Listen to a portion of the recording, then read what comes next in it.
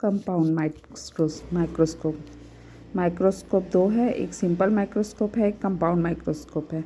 Simple microscope में केवल एक कॉन्वेक्स लेंस से कोई भी जो नियर की इमेज है उसको हम लोग देखते हैं ना, वो सिंपल और ये है कंपाउंड यानी दो लेंसेज का यहाँ पे यूज़ किया जाता है। तो सबसे पहले ना इसका इमेज फॉर्मेशन देख लेते हैं, ठीक कैसे होगा।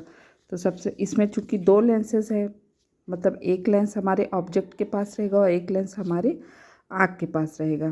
तो जो लेंस ऑब्जेक्ट के पास रहता है वो ऑब्जेक्टिव कहलाएगा और जो लेंस हमारे आँख के पास रहता है वो आईपीस कहलाता है, ठीक। और दोनों ही लेंसेज जो है वो कोएक्सियल लेंस रहेगा, मतलब एक्सिस जो है वो एक ही रहेगा, एक ही एक्सिस पे दोनों लेंस रहेंगे, ठीक। तो मान लो ए भी एक वस्तु है जिसको हमको मैग्नीफाइंग करके देखना है, ठीक है। तो सबसे पहले इसके पास रहेगा हमारा पहला लेंस जो आपका क्या कहलाएगा, ऑब्जेक्टिव।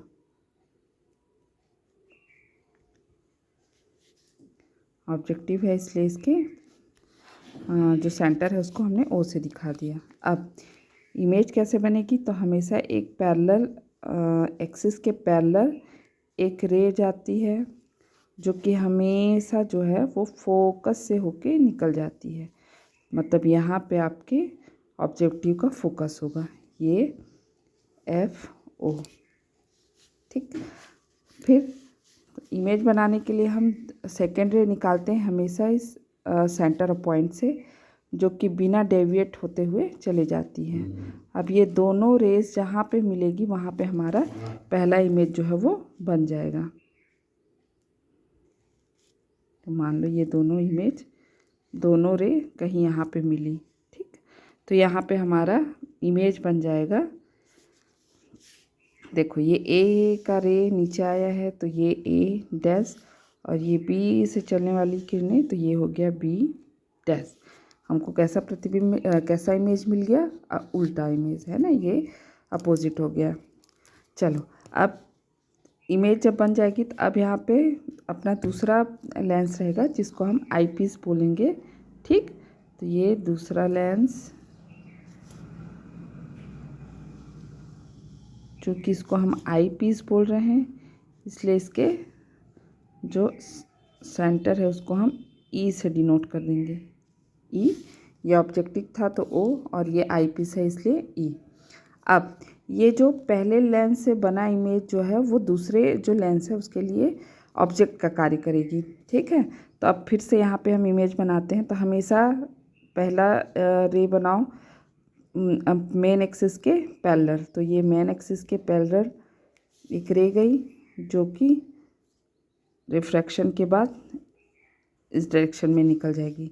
सेकेंड रे इसके सेंटर से होके जो कि बिना डेविएट हुए आगे निकल जाएगी। दिख रहा है कि ये दोनों रेस आगे नहीं मिलेगी, तो इस कंडीशन में हम क्या करते हैं, रेस को पीछे की ओर मिला देंगे।